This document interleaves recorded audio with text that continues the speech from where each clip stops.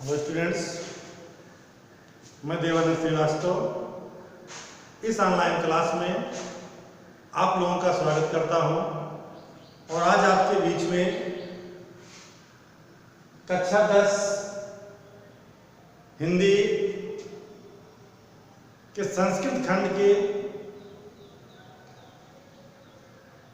देशभक्त चंद्रशेखर अध्याय का हिंदी अनुवाद लेकर के आप लोगों के बीच में उपस्थित हुआ हूं। तो स्टूडेंट्स,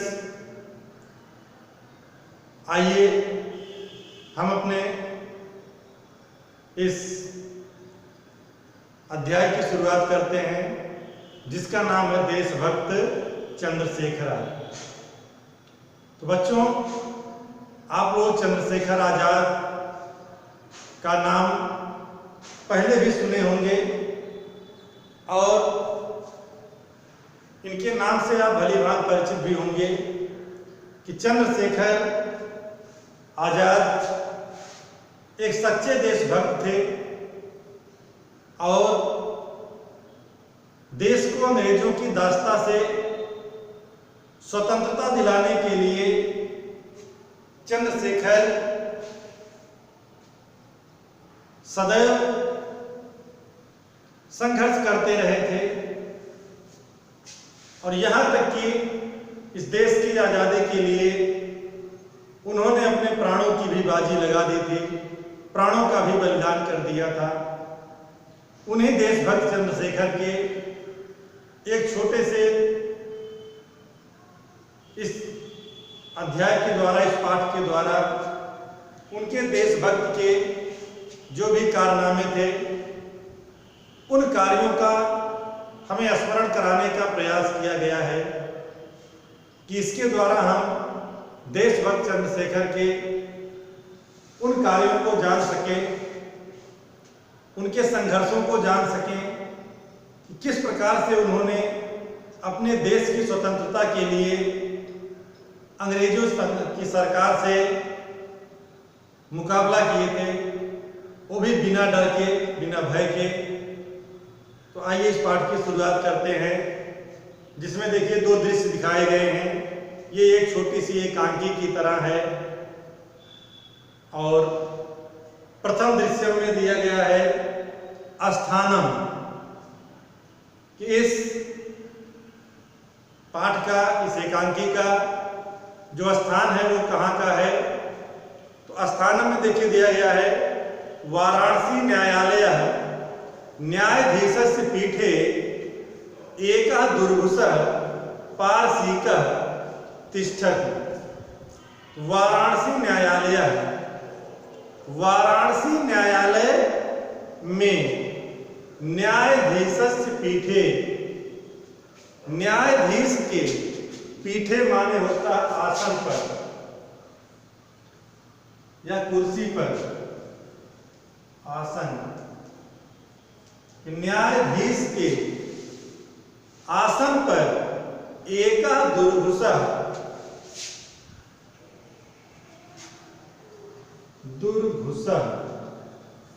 माने होता कठोर, एका दुर्घुषः कठोर, पारसीकः पारसी, तिष्ठत बैठा है। कि वाराणसी न्यायालय में न्यायाधीश के आसन पर एक कठोर पारसी बैठा हुआ है। आरक्षका माने होता सिपाही, आरक्षका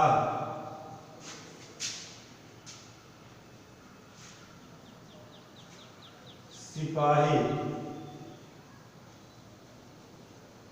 सिपाही चंद्रशेखरम तस्य सम्मुखम आनयन्ति।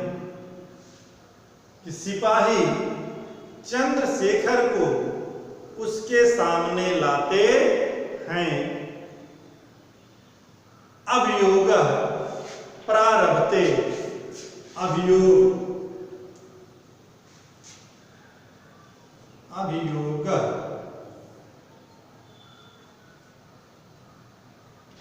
मुकदमा।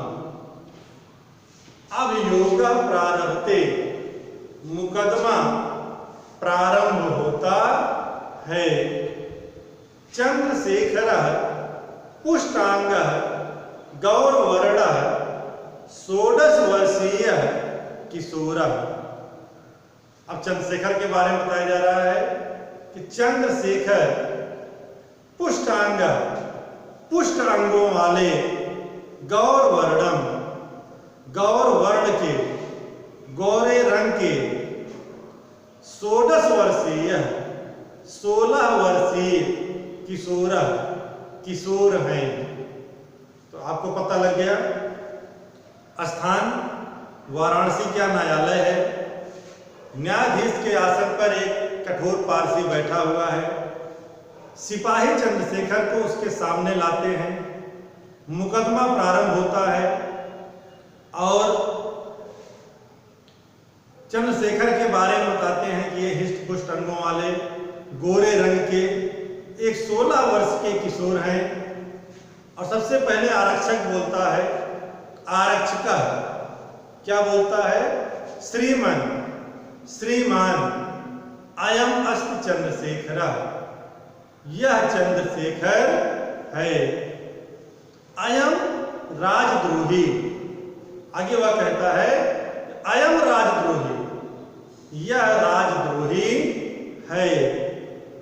गत दिने, पिछले दिन या पिछले दिनों, अनेन एव, इसने ही, असहयोगी नाम, असहयोगियों की सभायाम, सभा में, एकस्य, एक, आरक्षकस्य, सिपाही, दुर्जय सिंहस्य, दुर्जय सिंह के मस्तके, मस्तक पर, प्रस्तर खंडेन, पत्थर के टुकड़े से, प्रहारा कृतः, प्रहार करके, प्रहार करके, ये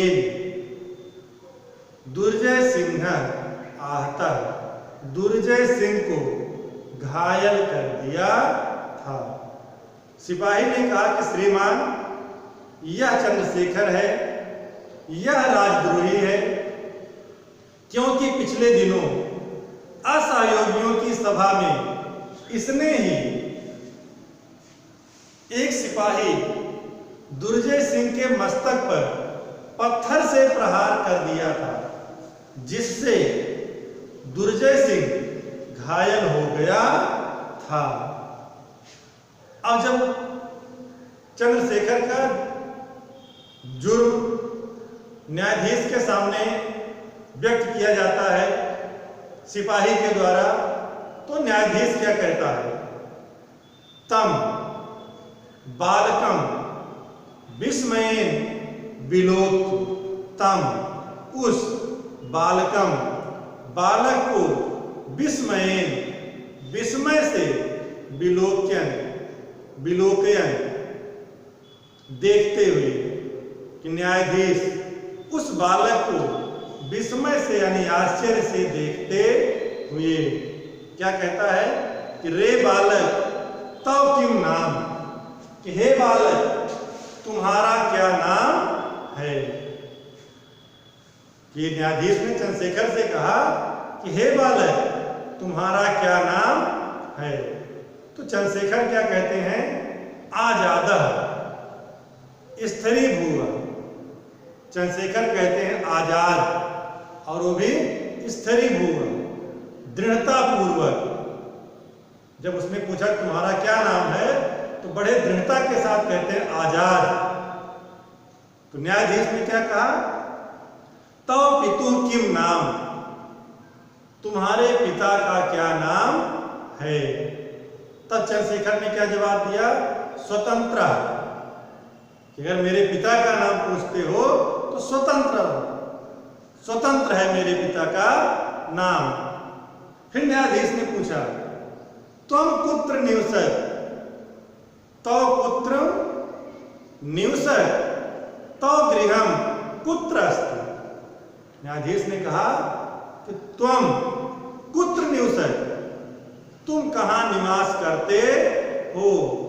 तुम गृहम कुत्र अस्ति, तुम्हारा घर कहाँ है।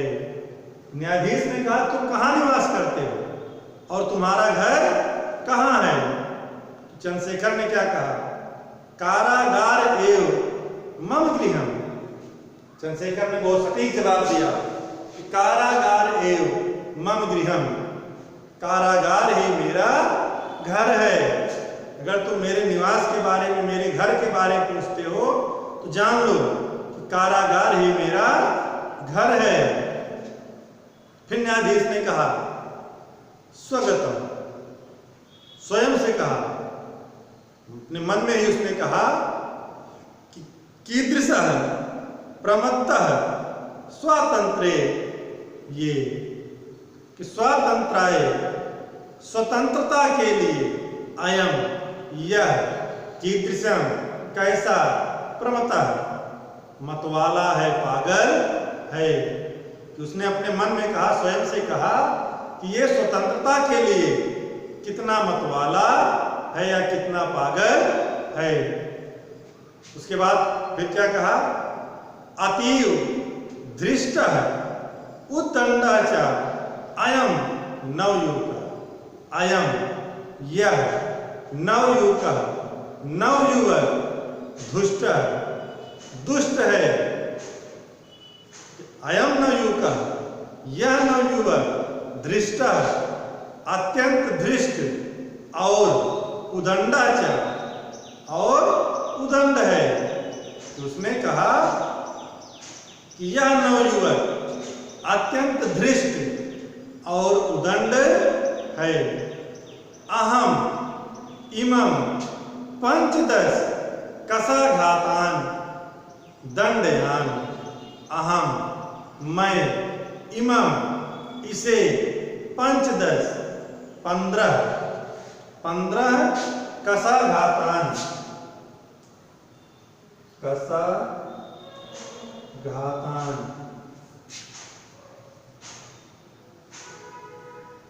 कोड़े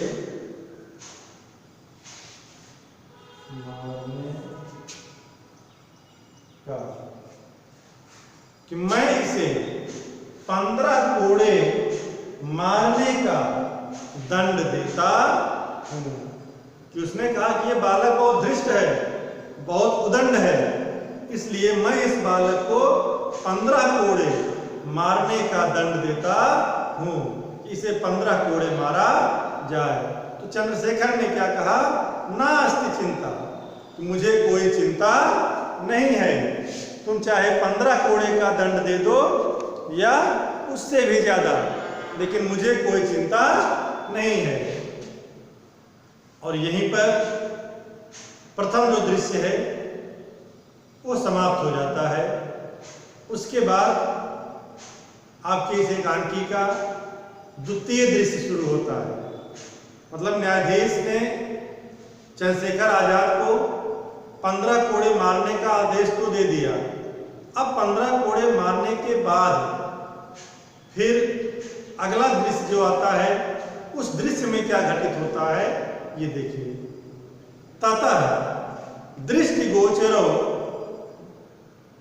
भवतः कौपीन मात्रम अवशेषः फलकेन दृढ़ं बद्धः चंद्रशेखरः कसाहस्तेन चांडालेन अनुगम्यमानः कारावास अधिकारी गंडा सिंह च।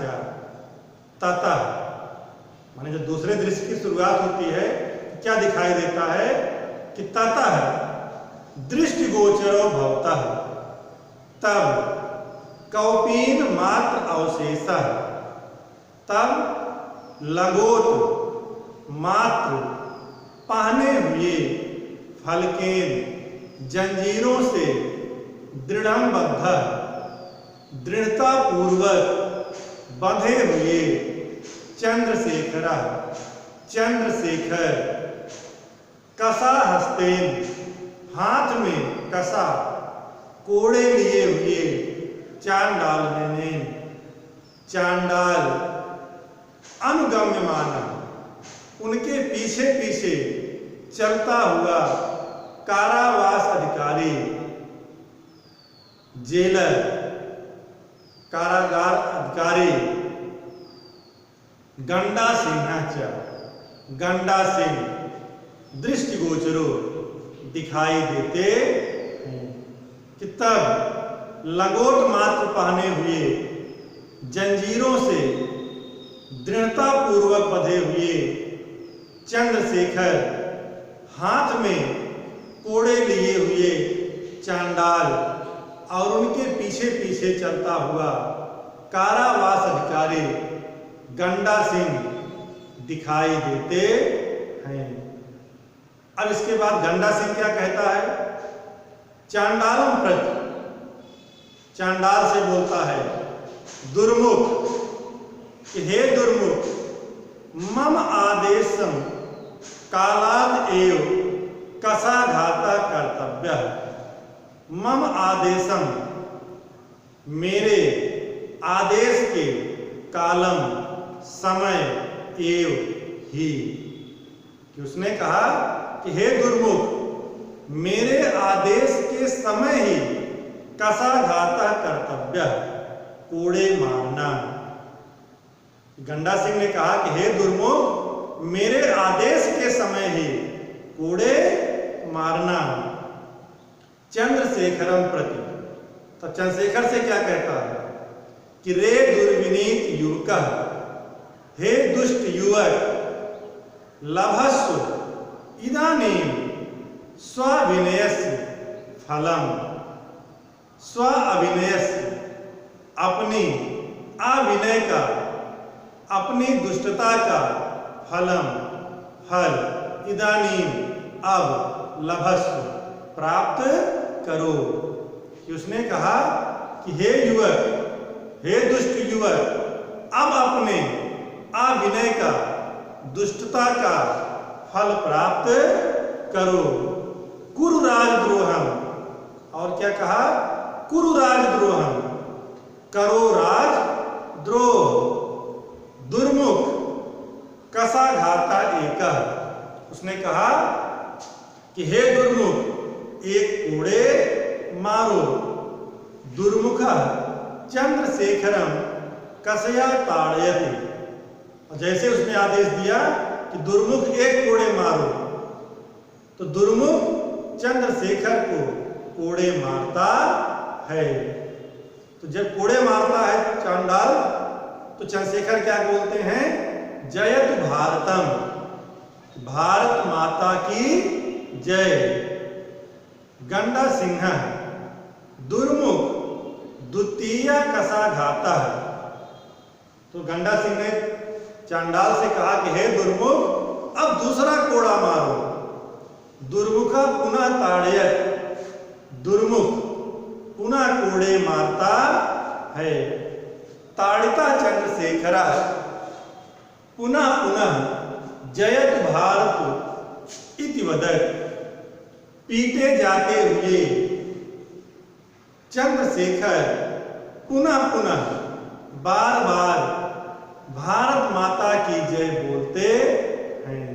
मतलब जैसे ही चंद्रशेखर को कोड़े मारता है दुर्मुख, जैसे जैसे कोड़े मारता जाता है वैसे वैसे चंद्रशेखर भारत माता की जय भारत माता की जय भारत माता की जय इस प्रकार से बोलते जाते हैं।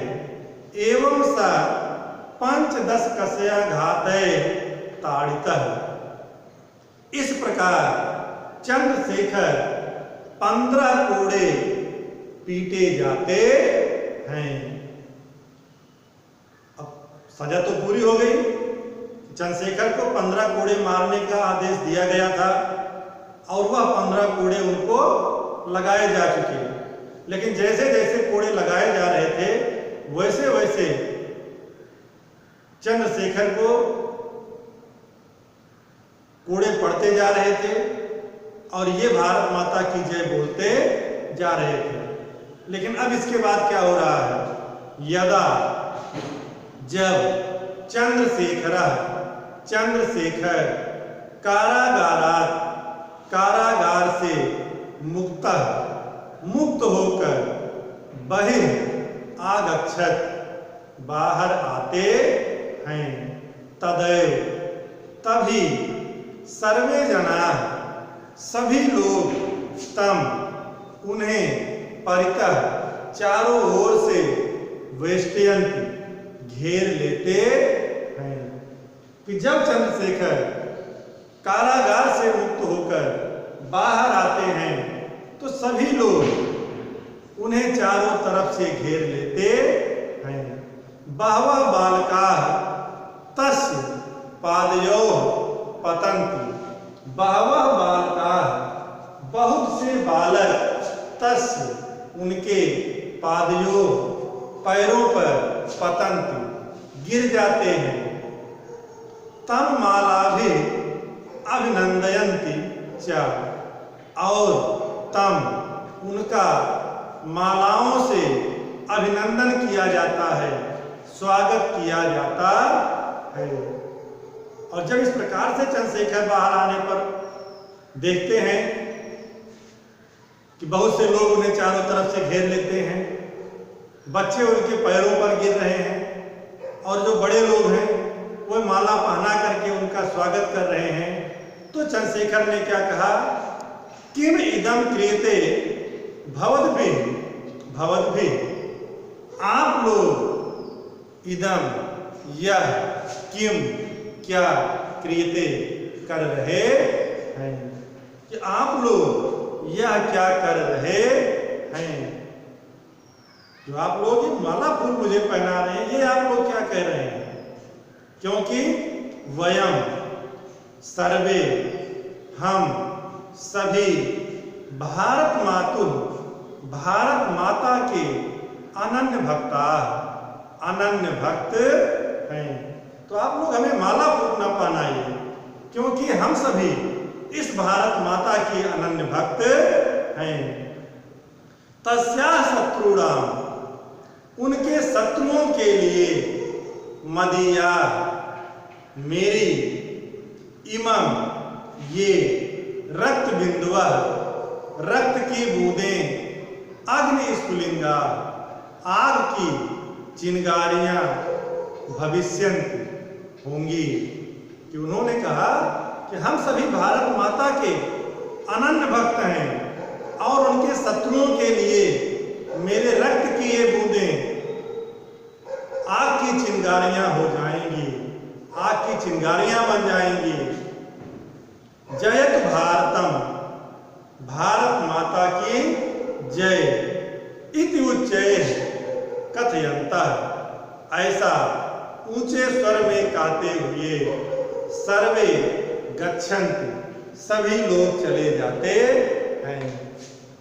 कि जब चंद्रशेखर आजाद ने कहा कि हम सभी भारत माता के अनन्य भक्त हैं और उनके शत्रुओं के लिए मेरे रक्त की ये बूंदें आग की चिंगारियां बन जाएंगी, तो उनकी बातों को सुनकर सभी लोग अभिभूत हो जाते हैं और सब लोग भारत माता की जय, भारत माता की जय ऐसे ऊंचे स्वर को कहते हुए सभी वहां से चले जाते हैं।